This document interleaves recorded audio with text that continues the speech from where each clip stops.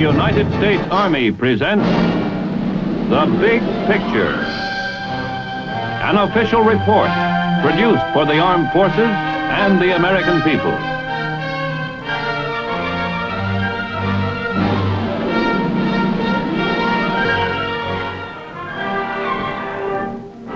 To most Americans, the very symbol of government is the Capitol building in Washington, where the machinery of democracy works its wonders. Almost in its shadow is another building which symbolizes just as strongly one of the indispensable freedoms in our democracy, the National Press Building. It is no accident of history that the American people are the best informed in the world. From the very beginning of the American experiment, it has been recognized that only with a free and unshackled press can democracy survive.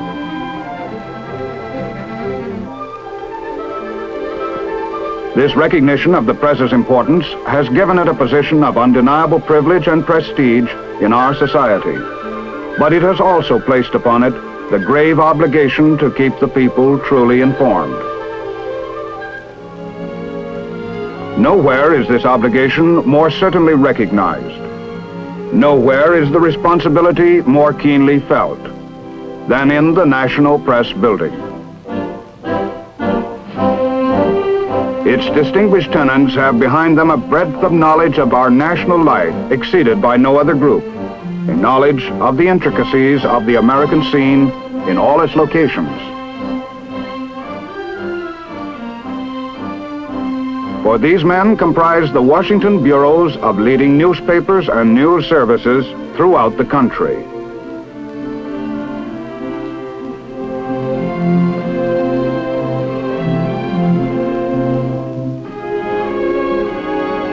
And for their readers in all parts of the nation, they record day-by-day history as it is made at the seat of government. The tradition of a responsible and professional press is heavy in this building, where the proudest trophies are the press plates of memorable front pages.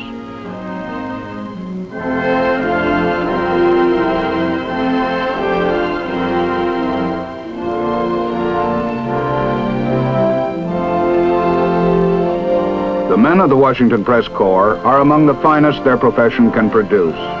Most of them in their careers have chronicled the political contests, the social upheavals, and the wars which have formed the story of our time. One of the most respected members of the Washington Press Club is its president, Mr. William Lawrence of the New York Times Washington Bureau. He is here shown introducing General Maxwell D. Taylor to the National Press Club on the occasion of General Taylor's retirement as Chief of Staff of the United States Army.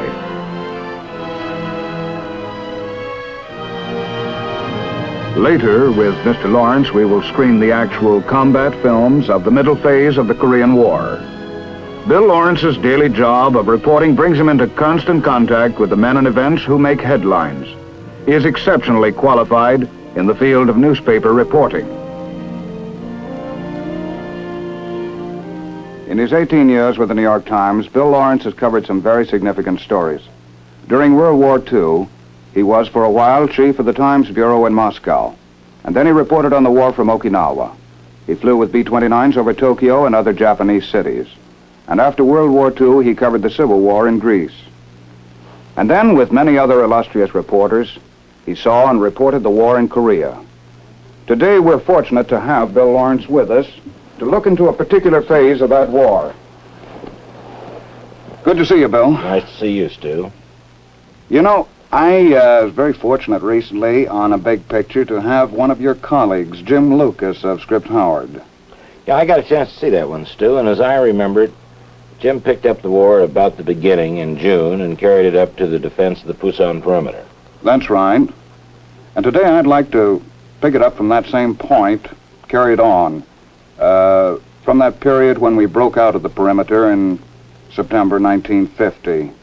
Seems like a long time ago, doesn't it? Well, in some ways it does. I've covered a couple of wars since then and filed a lot of stories from a lot of different places. And yet, no one who was there, soldier or reporter, is likely to forget it, especially that period you were just mentioning, September, October 1950. That was a period of pretty high morale, wasn't it?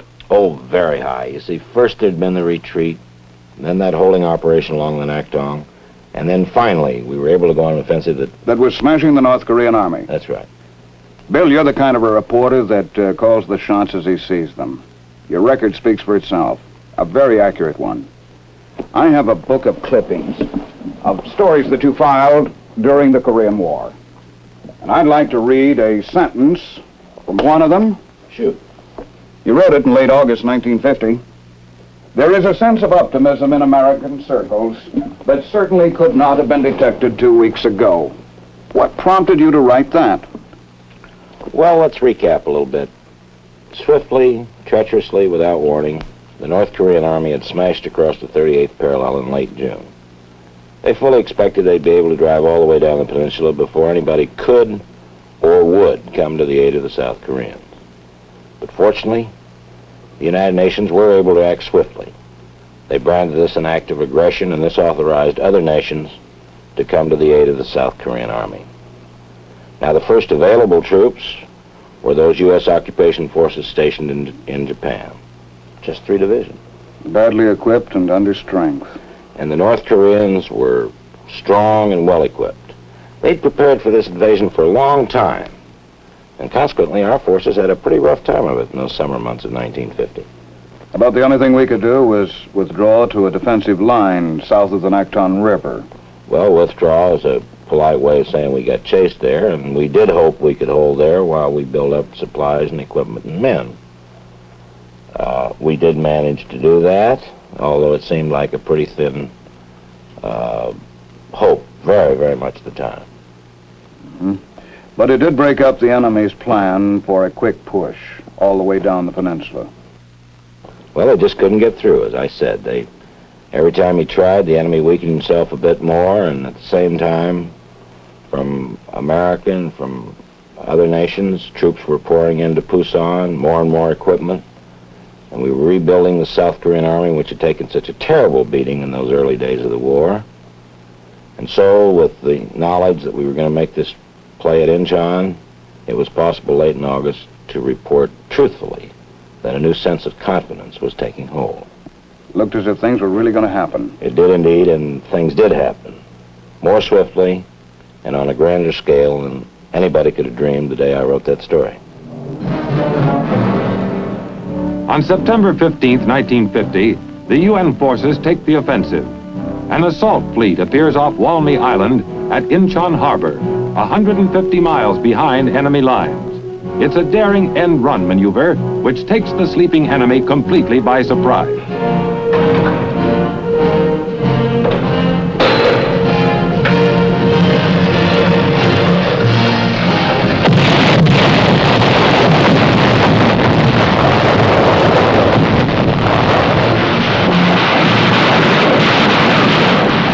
At 0630 hours, the Marines begin the assault. The naval barrage has cleared the way for them, but this is still a risky operation. Headquarters must gamble on the first try being good. Incheon's violent 30-foot tides leave no time for a second attempt. We had orders to neutralize resistance and do it fast. Dig them out and cover up the holes.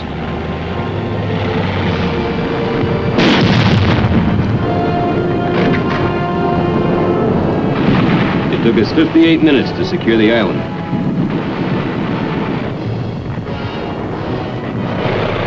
With the next tide, more Marines move into the streets of Incheon itself. They meet little resistance, and within hours the city is secure. The big gamble has paid off. With the surrender of Incheon's modern harbor, the back door to Seoul is opened wide. Simultaneously in the south, the reinforced 8th Army breaks out of its Pusan stronghold, splitting the encircling Red forces as it thrusts across the Nakhtong River to begin its drive northward. At Incheon, the 7th Infantry Division swarms ashore to strengthen the UN foothold in the north. Thousands of enemy troops are being trapped in the southwest as the Pusan spearhead races north to join up with Incheon forces. On the way to Seoul, we took a good many prisoners, too. But they didn't come easy.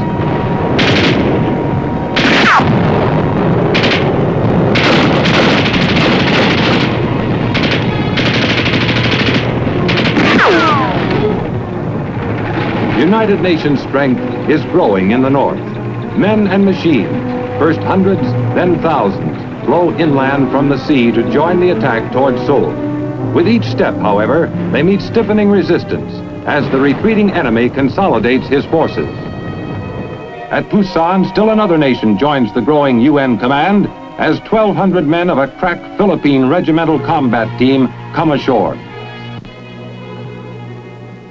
And at Kimpo Air Base south of Seoul, men of the 187th Airborne Regiment arrive from Japan to become the first paratroop unit to enter the conflict. This newly recaptured airfield has also become an advance base for increased air attacks on the enemy's supply and escape routes.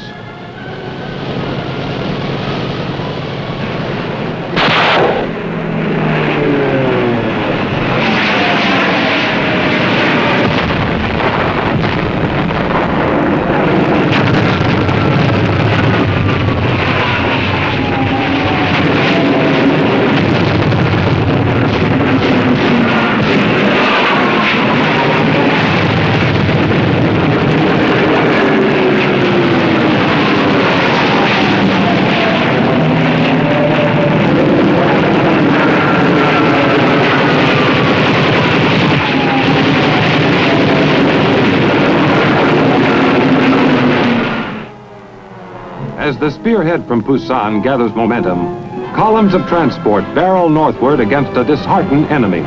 In many towns, the entire populace turns out to shout its welcome. It was like France all over again.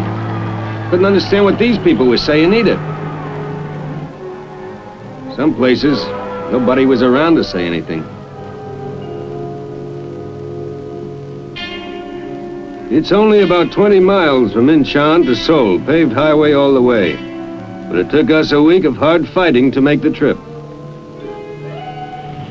Finally, though, our amphibious gear, crammed full of rock and American Marines, started massing up at the Han River across from Seoul. It was time to retake the city. The softening up process got underway.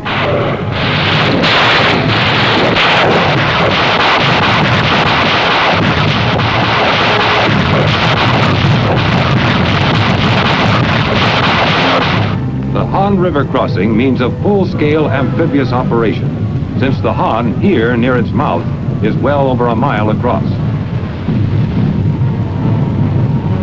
The Reds who had thrown back an earlier night attack were gone, pulled out to dig in among the streets of Seoul itself.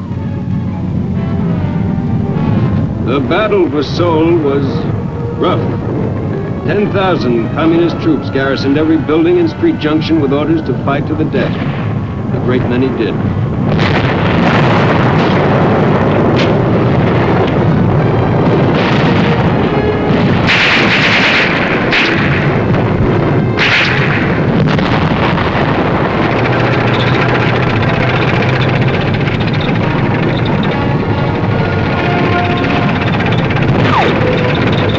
The shattered city is retaken September 26th. During the battle for Seoul, the trap is closing swiftly about Red forces in the southwest.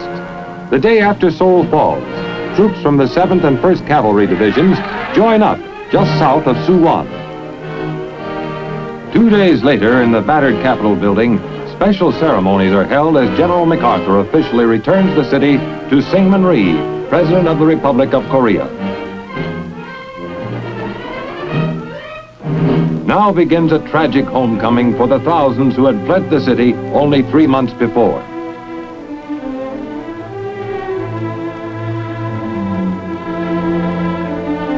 You'd look at these people, scratching through the ashes of what used to be their homes, wonder where they got the guts to go on. Still, I guess we'd do the same back home if it came to that.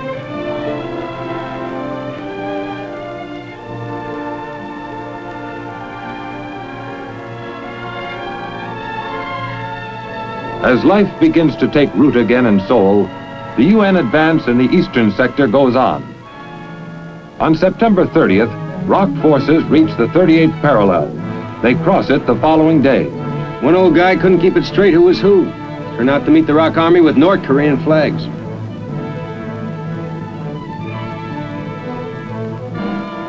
The end of September finds the war back where it started, but the cost has been great. On October 6th, at a UN cemetery between Seoul and Incheon, Major General O.P. Smith, 1st Marine Division Commander, honors Marine dead.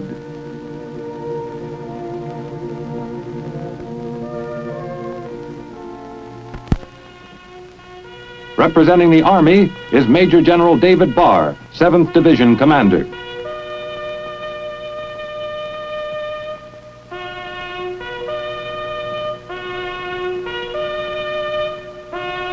Korean troops are honored by Colonel Pak In-yip, commanding the ROK 17th Regiment. The silent thanks and admiration of each commander for what his men have given is echoed by the people who owe their freedom to that willing sacrifice. Elsewhere, the conflict goes on without let-up. B-29 squadrons based in Japan and on Okinawa continue their daily blasting of red industrial and transport centers in the north.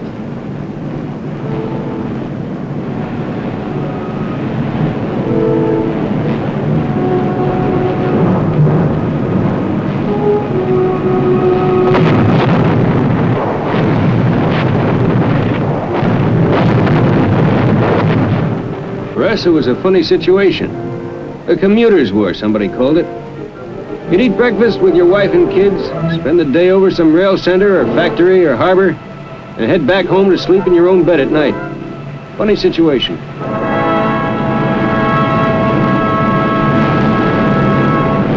In the south, refugees are becoming a major problem, with thousands of red soldiers and guerrillas in civilian clothes trying to escape to the north.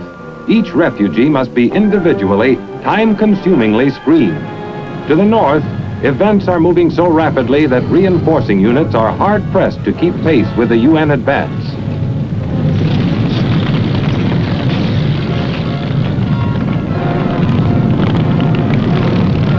On October 9th, Kaesong is taken.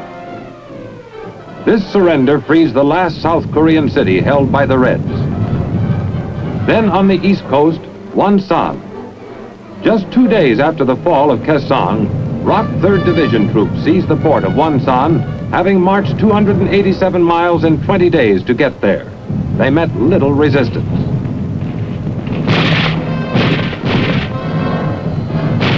Next, the Red capital itself. On October 17th, men of the 1st Cavalry Division worked their way into the outskirts of Pyongyang.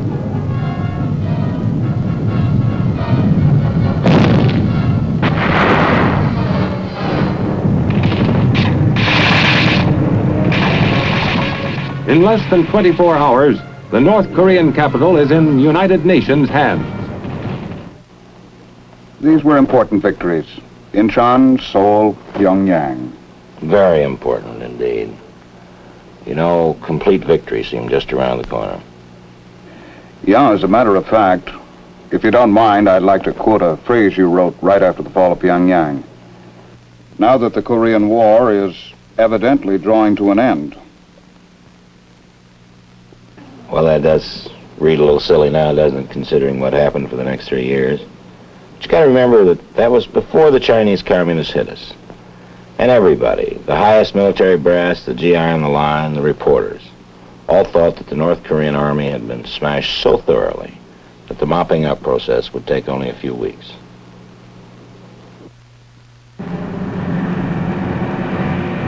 Psychological warfare plays an important role at this stage of the fighting. Using high-powered speakers, Psy-War planes fly ahead of advancing UN troops, booming their message in Korean to the retreating enemy. Safe conduct passes prove highly effective. More than once, whole enemy companies lay down their weapons and wait for our troops to arrive.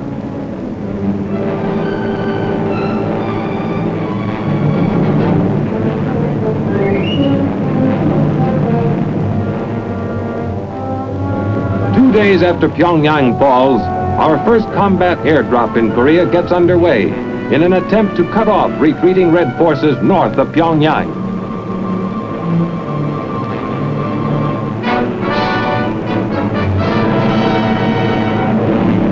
As at Incheon, the Supreme Commander personally supervises the operation. nearly 2,000 troops making the jump.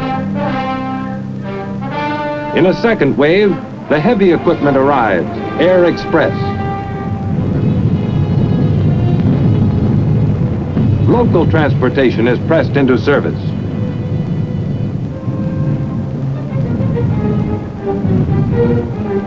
Next day, 1,800 reinforcements jump, but the enemy has already fled northward. In the east, ROC forces continue their headlong charge north from Wonsan to take Hungnam. Meantime, a Navy task force is waiting off Wonsan. 3,000 enemy mines had to be cleared from beach approaches before the Marine Force could come ashore. It was a delay, but we could afford it.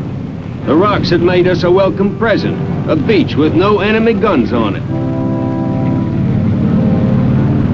The whole division came ashore with nothing worse than a few wet feet. The mission now is to press this advantage, continue the attack toward the Yalu. Swiftly, the Marine Force moves in on Red-held villages and towns.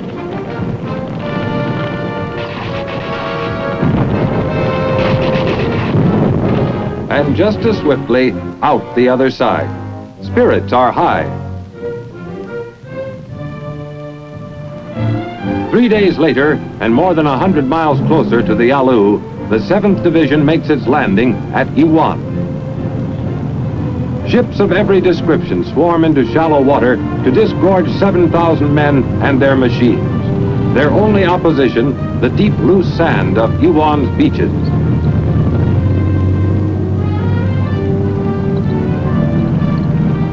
This far north, winter comes early to Korea. Cold weather uniforms are welcome as the division moves out to rejoin the attack. To the west, Marines are advancing over ground frozen harder every day. News of their approach runs ahead of them as village after village is liberated. North Koreans meet freely, and the Christians among them pray openly for the first time since 1945.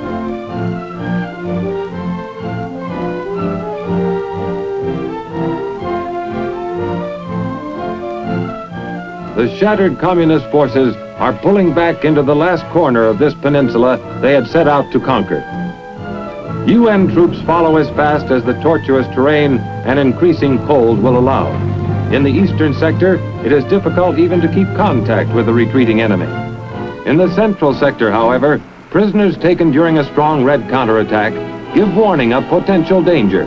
Many of them wear the quilted uniform of Communist China. Meantime, in the northern sea of Japan, winter is giving our offshore forces a taste of things to come. Even routine supply operations are becoming a nightmare of icy wind and pitching decks.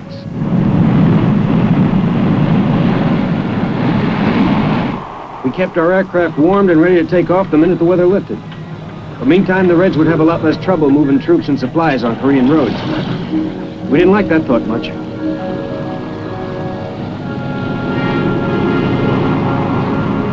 Ashore, the Chinese forces have pulled back, leaving a clear road to the Yalu.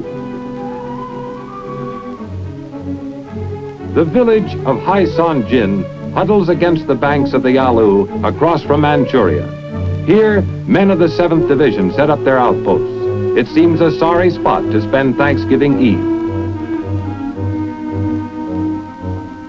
But from bases in the south, cargo planes are already taking off, setting courses northward across the frozen miles. They carry crates rigged for airdrop and labeled Perishable Rush.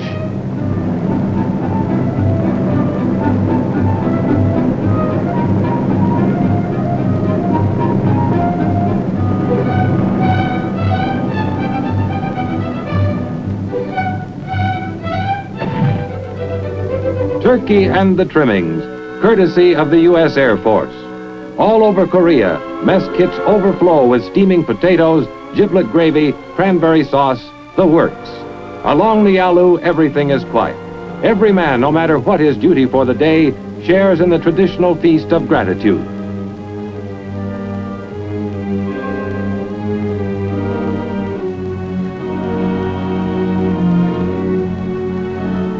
Headquarters feels certain that one more UN offensive will end the fighting in Korea. Actually, a whole new war is ready to begin. Across the Yalu, the decision has been made. Full-scale Chinese intervention is about to bring the second phase of the Korean conflict to an end. And that threat of Chinese intervention, no one foresaw back at the time of the fall of Pyongyang. Well, the point is that it had been pretty well discounted by then. I think many of us, most of us, felt that the Chinese would hit us when we came into Incheon, or never. And I remember the briefing going up on the troop ship was that this was either the last inning of the ball game or the first inning of a doubleheader. Bill, I'd like to read from one other story you filed in Korea. Wars are so big and so violent and move so quickly that the individuals on the team often become necessarily anonymous, almost faceless. Mm-hmm. Well, then you went on in this story and in others to give dozens of those faceless men a voice, to describe their jobs and their attitudes, to report what they were thinking and even what they were hoping. Well, that's right. That, I think, is an important job of war reporting, to chronicle the attitude of the individual. It may even be more important than writing about the amount of ground that was won or lost on a given day. Wars have become so big that the headlines usually can reflect only what the team as a whole did. But behind every success, every defeat, there are dozens, hundreds, perhaps thousands of men whose individual attitudes have everything in the world to do with shaping that particular success or that particular defeat. Now, these victories we've been talking about today were terribly important in their day. And they were achieved simply because a lot of individuals did their jobs bravely and conscientiously. It's always been that way. Do you think that could be true today? Of course. No reason why it shouldn't be as true today as it was in Korea or in World War II or the American Revolution, for that matter. Although I must admit that's one war I didn't cover. Our weapons have changed, but I've yet to hear of a weapon that fires itself. And so the individual soldier or sailor or airman remains the single indispensable factor of war. Bill Lawrence, thanks very much for being with us today. Now, this is Sergeant Stuart Queen, your host for The Big Picture, inviting you to watch for our next episode in The Big Picture, which will deal with the last chapter of the Korean War. And we'll have as our guest the noted military critic and author, Brigadier General S.L.A. Marshall.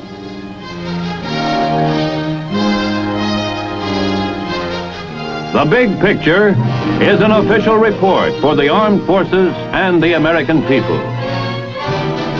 Produced by the Army Pictorial Center. Presented by the Department of the Army in cooperation with this station.